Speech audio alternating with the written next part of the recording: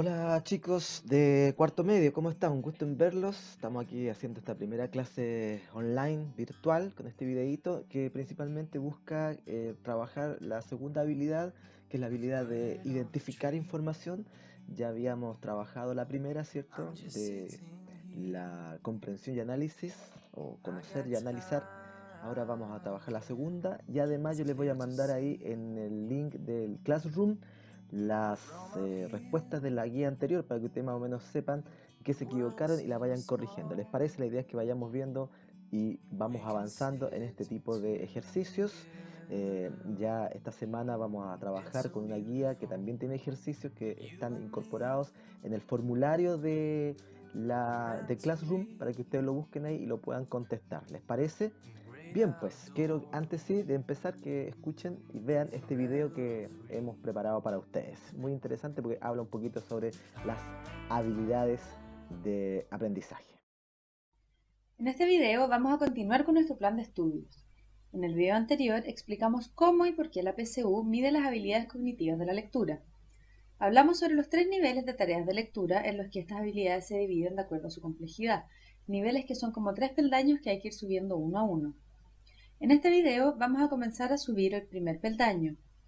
Este nivel es definido como la capacidad de recuperar información explícita desde el texto. A esta definición se adecuan las habilidades de conocer, comprender, analizar, identificar y caracterizar. Aquí nos vamos a ocupar de la primera de ellas.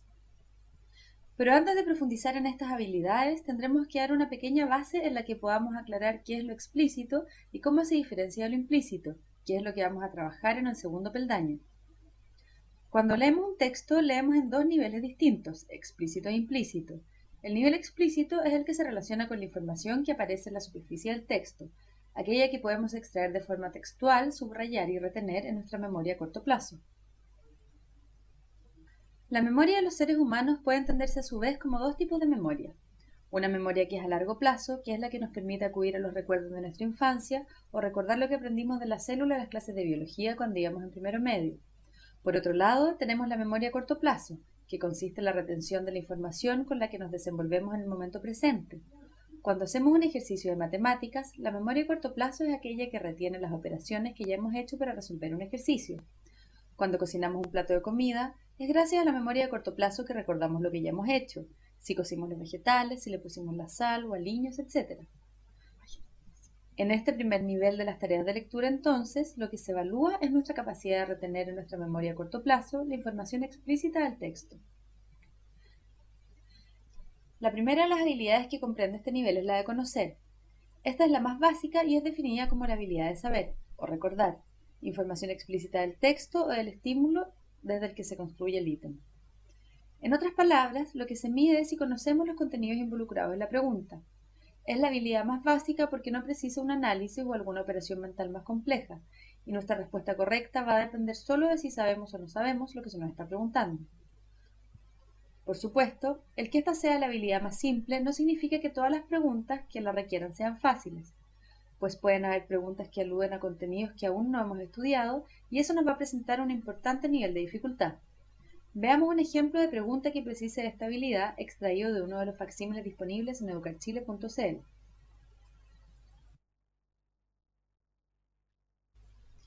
En una situación comunicativa cualquiera, el encargado de codificar y decodificar el mensaje es el llamado A. Emisor. B. Moderador. C. Entrevistador. D. Receptor. E. Emisor y receptor. La operación mental que debemos realizar para contestar esta pregunta es sumamente simple y tiene dos partes. La primera consistirá en leer y entender la información explícita que se nos entrega en el encabezado para luego acudir a nuestros conocimientos de la asignatura y poder escoger la alternativa correcta. Como vemos, para responder solo hace falta que sepamos el o los nombres que tiene la gente que en una situación comunicativa codifique y descodifica el mensaje.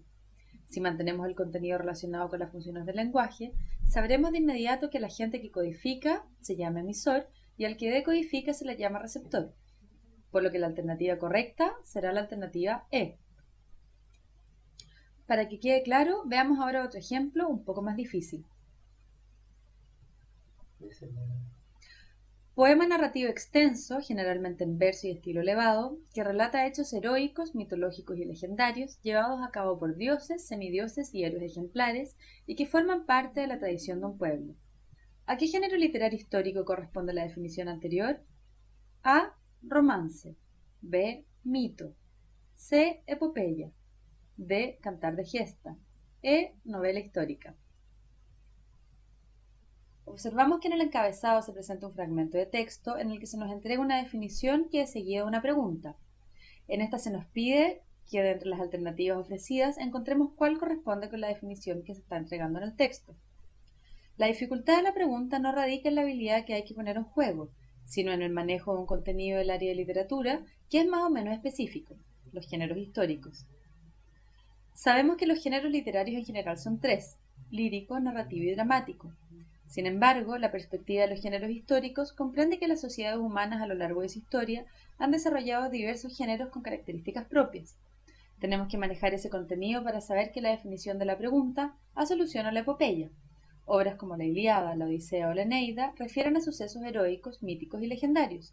Son escritas en verso, lo que las vuelve poemas, y están escritas en un estilo elevado. Para terminar este video vamos a hacer una síntesis de lo que hemos avanzado hasta acá. Las habilidades cognitivas que comprenden el primer peldaño de las tareas de lectura son habilidades que se relacionan con el nivel explícito del texto. Este nivel de lectura implica comprender y retener en la memoria a corto plazo aquellos elementos textuales, es decir, aquellos que aparecen en la superficie del texto y que se pueden subrayar. Cuando se trata de este tipo de preguntas no debemos inferir o interpretar nada, solo debemos limitarnos a lo que aparece en el texto. Esto es importante, ya que tener confusiones en este aspecto es fuente de muchos errores. La habilidad de conocer es la más básica, pues es la que implica menos operaciones. Una pregunta en la que se pone en juego esta habilidad solo precisa comprender la información entregada en el texto y manejar los contenidos a los que alude. Para manejar esta habilidad, antes que hacer algún tipo de ejercicio en específico, hay que preocuparse de manejar los contenidos, estudio que puede referirse a partir de los recursos que entrega el Preuniversitario Educar Chile.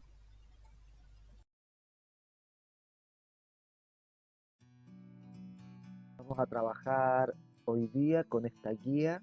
Ustedes la pueden descargar, por supuesto, desde Classroom, desde la clase de ustedes, y tiene que ver con las habilidades de identificar, que están dentro, como ustedes veían ahí en el video, dentro de las primeras habilidades, junto con conocer, reconocer, identificar es otra habilidad.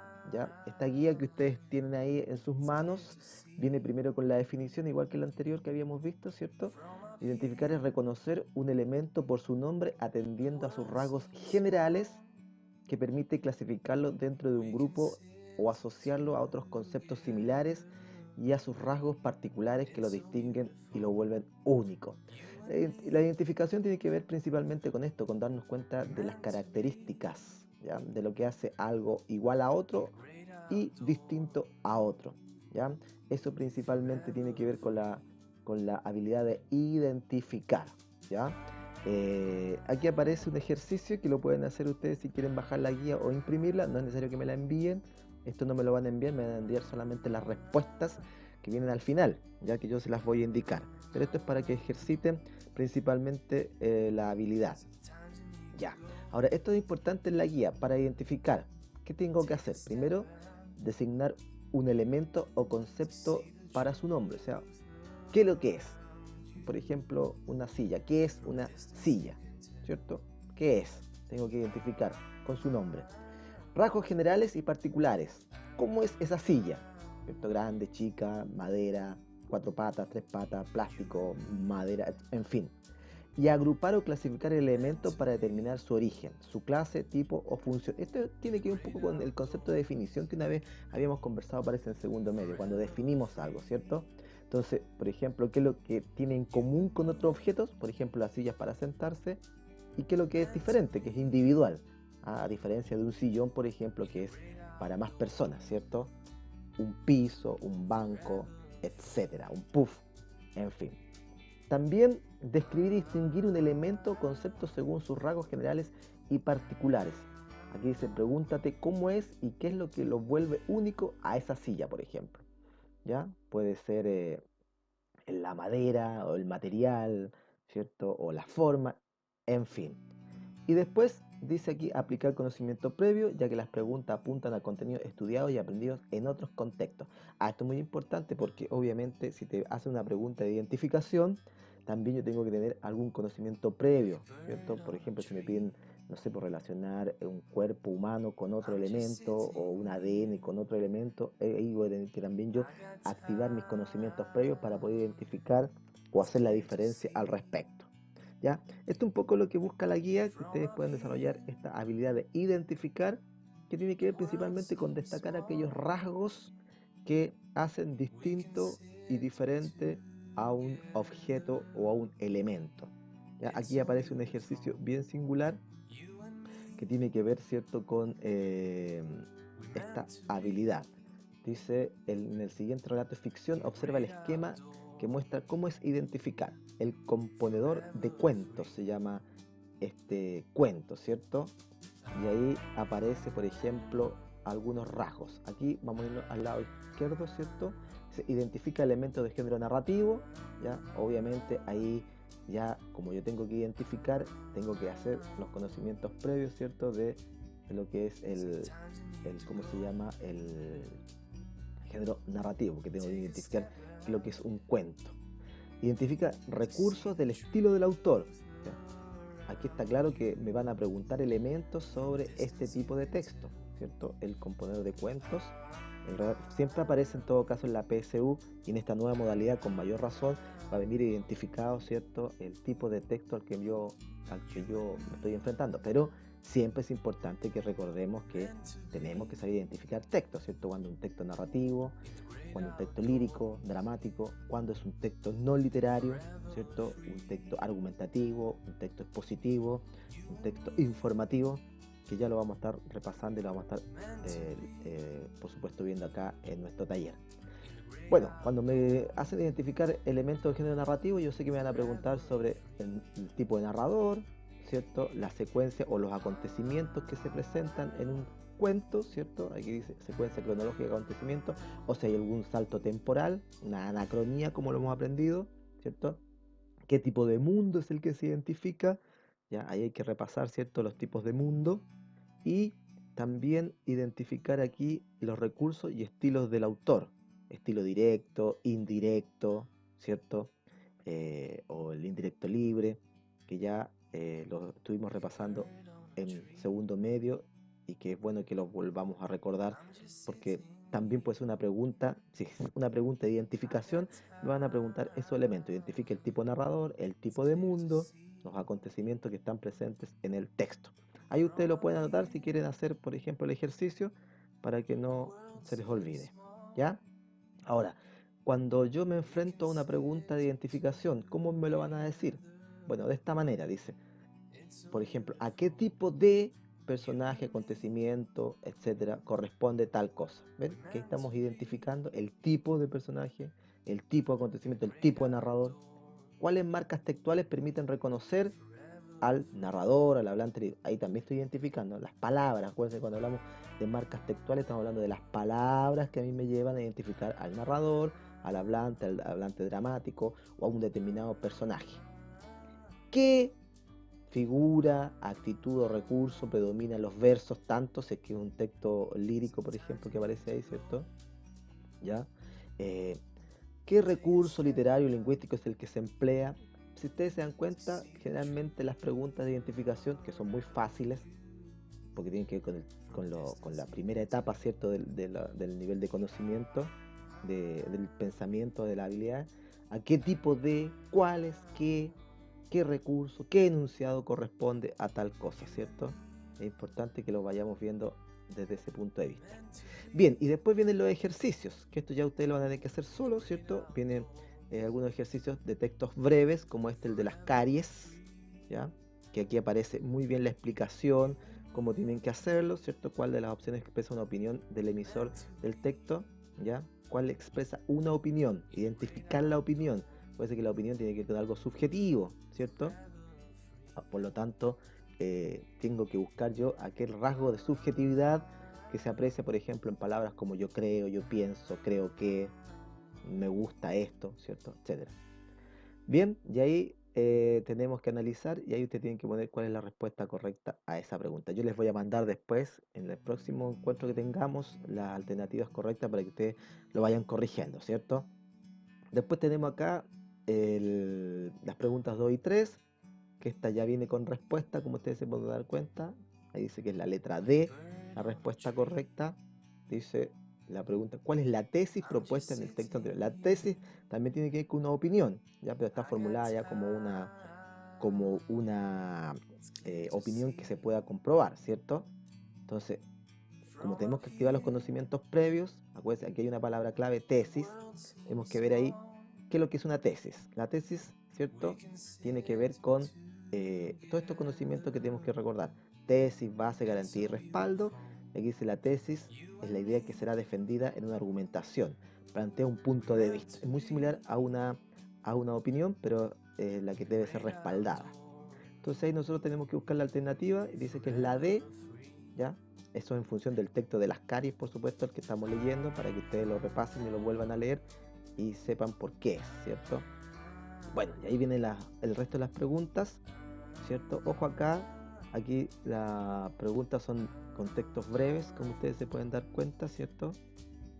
Y hay una parte que llega hasta el número 11, y aquí quiero que pongan mucha atención, porque esto ustedes lo van a responder en un formulario que yo les adjunté en el mismo Classroom. Ustedes van a responder solamente, no tienen que mandarme la guía de vuelta, solamente tienen que responder el formulario que yo les mandé ahí en el mismo Classroom. ¿Ok? Hasta ahí la pregunta 11 son de corrido y después hay un salto cuando vamos a los textos extensos, porque yo hice más cortita esta guía para que la pudiesen revisar, y aparece la pregunta 14 a la 16. ¿No? Por lo tanto son 3 preguntitas que van de acuerdo a este texto extenso que aparece aquí, ¿ya? Que es de Edgar Allan Poe. Ya se nos tiene que decir que es un texto narrativo, ¿cierto? Un cuento, manuscrito encontrado en una botella. Edgar Allan Poe, autor de género de misterio y de terror, así que ya sabemos más o menos qué elementos nos pueden estar preguntando al respecto, ¿cierto? Acuérdense que estamos con la habilidad de identificar, ¿ya?, aquellos rasgos, características puntuales que pueden aparecer en el texto. Por eso vean bien las preguntas, ¿ya? Y repasen ahí algunos conceptos que pueden estar a lo mejor quedándose en el tintero. Por ejemplo, el concepto de focalización, ¿ya? Puede ser que la focalización hay focalización cero, ¿cierto? Focalización interna y focalización externa, ¿ya? Eso lo pueden encontrar en los apuntes, en el mismo libro de lenguaje. Yo también se los voy a adjuntar, en el del año pasado, en realidad, en el tercero medio o en el de segundo medio. También el mundo literario, materia de segundo medio, ¿ya? Los mundos literarios, utópico, de ciencia ficción, el fantástico, etcétera, ¿ya? Y también esto es muy interesante, los recursos que utiliza para emplear el suspenso, o mejor dicho, que genera el suspenso. Ahí tienen que identificar, ¿ven? ¿Ya? ¿Qué cosas dice él para generar suspenso a los espectadores? En este caso, a los lectores. ¿Les parece? Ya pues chiquillos, les dejo esta guía. Léanla, desarrollenla y recuerden mandarme solamente la respuesta en el formulario que está adjunto en el tablón de clase de esta unidad, de esta clase de taller de cuarto medio.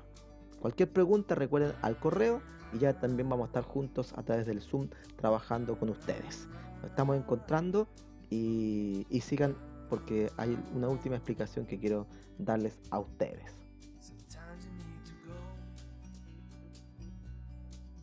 Ya pues, estimados, espero que les haya servido. Estamos ejercitando la habilidad de identificar, recuérdenlo muy bien, así que lean bien la guía, hagan el ejercicio y ya la próxima semana, para el próximo reencuentro, vamos a trabajar los ejercicios. Ya vamos a ejercitar a lo mejor con un mini ensayo, con a lo mejor 65 preguntas, que es lo que ahora va a contener la nueva PSU de este año, ¿cierto? Esta PSU de transición, como ustedes ya saben.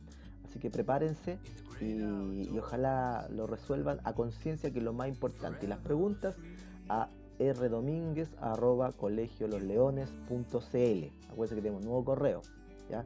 rdominguez@colegiolosleones.cl. Ya chiquillos, que les vaya muy bien y nos encontramos en la próxima clase. Adiós.